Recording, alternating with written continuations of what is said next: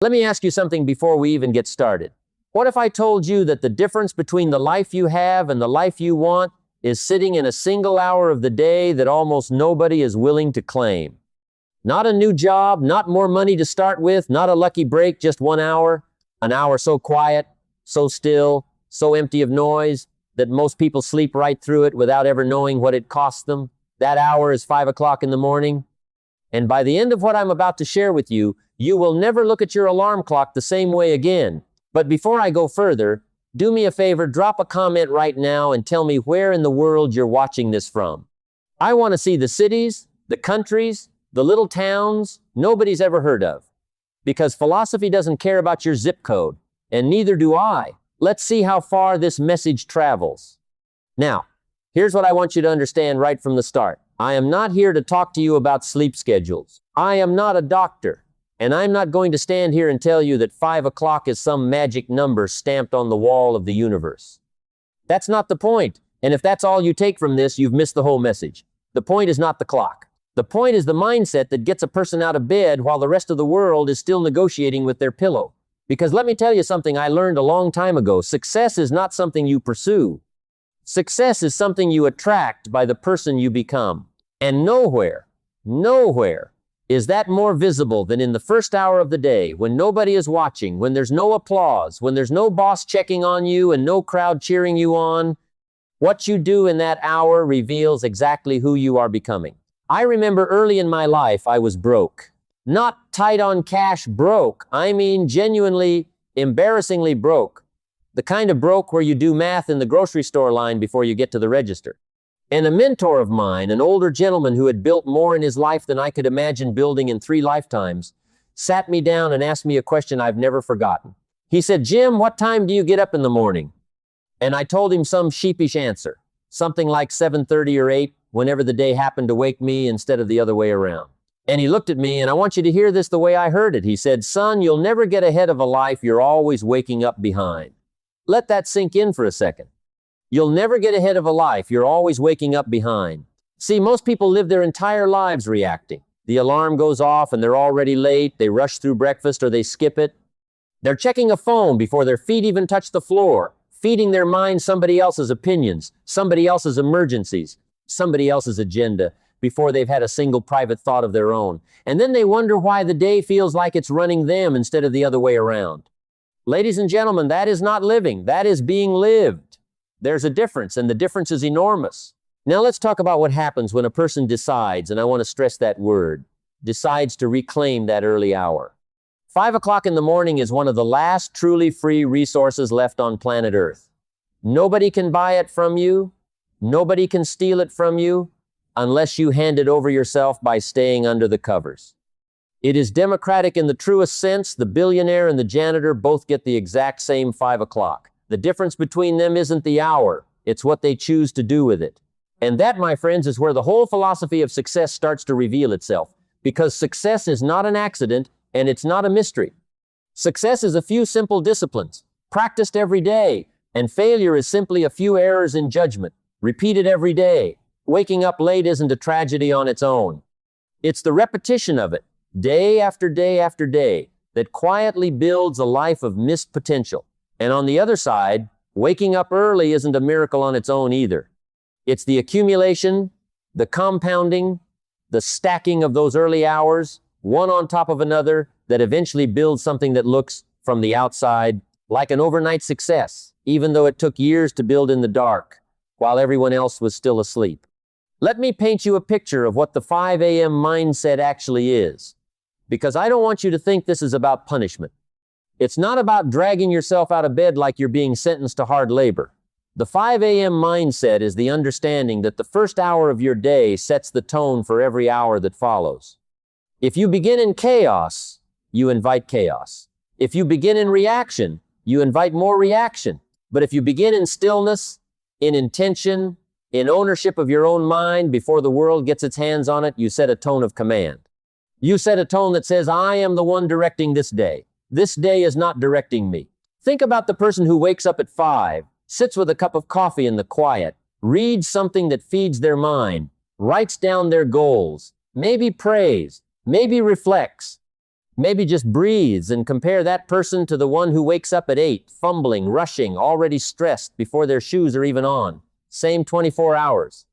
Same number of minutes in the day. But one person has already won 3 battles before the other person has even opened their eyes. That's not motivation talk. That's just math. That's just physics of time. You cannot get back the hours you sleep away, but you can absolutely multiply the hours you're intentional with. Now here's something I want to warn you about, because I've seen this trip up good people with good intentions. Do not confuse the ritual with the result. Some folks think if they just set the alarm for 5, something magical happens. They wake up, stare at the ceiling for 40 minutes, scroll on their phone in the dark, and then go back to sleep feeling proud of themselves for waking up early. That is not the 5 a.m. mindset. That's just insomnia with a marketing campaign. The mindset is not about the waking. It's about what the waking is in service of. It's about using that hour to invest in yourself before you spend the rest of the day investing in everyone and everything else. It's about feeding your mind before the world feeds it garbage. It's about setting your intentions before circumstances set them for you.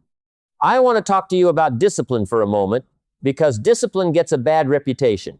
People hear the word discipline and they think of punishment, of restriction, of somebody standing over them with a ruler. But let me redefine it for you the way I redefined it for myself many years ago. Discipline is simply the bridge between goals and accomplishment. That's it. That's the whole definition. You cannot get from where you are to where you want to be without crossing that bridge. And the 5 a.m. mindset is one of the sturdiest, most reliable bridges a person can build in their life. Because think about it, if you can master yourself in the first hour of the day, when your bed is warm and your excuses are strongest and nobody would even know if you failed, what does that tell you about your ability to master yourself in every other hour? It tells you everything. The discipline of that first hour becomes the proof, the evidence, the receipt that says, I am someone who does what I say I'm going to do. And once you have that evidence, once you've proven it to yourself morning after morning, your confidence in every other area of your life begins to rise. Because confidence isn't something you talk yourself into. Confidence is something you build, brick by brick, through kept promises to yourself. Let me tell you why so many people fail to change their lives, and it has nothing to do with intelligence, and it has nothing to do with opportunity. It has to do with the fact that they are waiting for feeling before they take action. They say, I'll get up early once I feel motivated. Friends, motivation is a liar. Motivation shows up after you've already started, not before. If you wait to feel like getting up at 5, you will wait for the rest of your life, because your body and your comfort will conspire against you every single morning. The 5 a.m. mindset says you don't wait for the feeling. You act first, and you let the feeling catch up to you. Discipline creates the feeling of motivation, not the other way around. Get that principle wrong, and you'll spend your whole life waiting on a bus that's never going to arrive. Now, I also want to speak to what happens on the inside of a person who commits to this. There's a transformation that takes place that has nothing to do with productivity and everything to do with identity. When you start winning the first hour of your day, you start to see yourself differently. You stop seeing yourself as somebody things happen to, and you start seeing yourself as somebody who makes things happen. That shift, that internal shift in identity, is worth more than any single accomplishment you could list on a resume. Because once your identity changes, your habits follow naturally. You don't have to force yourself to eat better, to work harder, to treat people with more patience. Those things start to flow out of you because they match who you now believe yourself to be. The 5 a.m. mindset isn't really about the clock at all. When you boil it all the way down, it's about becoming the kind of person who owns their mornings. Because a person who owns their mornings eventually owns their life. I want to give you something practical here, because philosophy without action is just entertainment. If you are going to build this mindset, understand that it starts the night before. You do not win the morning by accident. You win it the evening before, when you decide what time you're going to sleep, when you put the phone away instead of letting it steal another hour of rest, when you lay out your intentions for the next day before your head ever hits the pillow. The person who wants to wake up like a warrior in the morning has to go to bed like one the night before. That means protecting your evenings the same way you plan to protect your mornings. It means understanding that discipline is not a single moment, it's a chain, and every link matters. And once you're up, once that alarm goes off and you make the decision, the real decision, to put your feet on the floor, don't waste the hour on trivial noise. This is not the time to check messages from people who weren't thinking about you when they went to bed. This is not the time to scroll through the opinions of strangers. This is your time. Use it to read something that stretches your thinking. Use it to write down what you want your life to look like in 5 years. And then ask yourself what small action today moves you 1 inch closer. Use it to move your body, because a body in motion early tells the mind that today is a day of action, not a day of drifting. Use it for silence, if that's what your soul needs. Because some of the best decisions of your life will not come to you in the noise of the afternoon. They'll come to you in the quiet of the morning, when your mind isn't cluttered yet with everybody else's demands. Let me tell you something else about that early hour that most people never consider. It is the one part of the day almost entirely free of other people's expectations. Nobody is calling you at 5 in the morning to tell you what they need from you. Nobody is emailing you a crisis. Nobody is demanding your time. That hour belongs to you and you alone. And I want you to understand what a rare gift that is in a world where everybody seems to have a claim on your attention. If you don't take that hour for yourself, somebody else will take it for you later, dressed up as an emergency, a request, a distraction, and you'll spend it on their priorities instead of yours. The 5 a.m. mindset is really a declaration of ownership. It says, before the world gets a piece of me, I am going to invest in myself first.